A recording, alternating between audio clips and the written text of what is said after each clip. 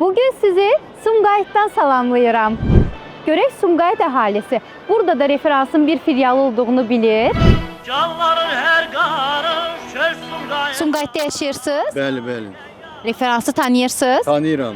Göyərçin bulvardan aşağı düşəndə Spartak İdman kompleksinin yanındadır. Sumqayıtın abidəsinin yanıdır.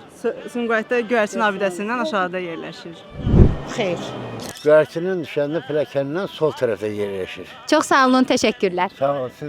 Sağ olun. Gələr yaradır her Sumqayıtdan.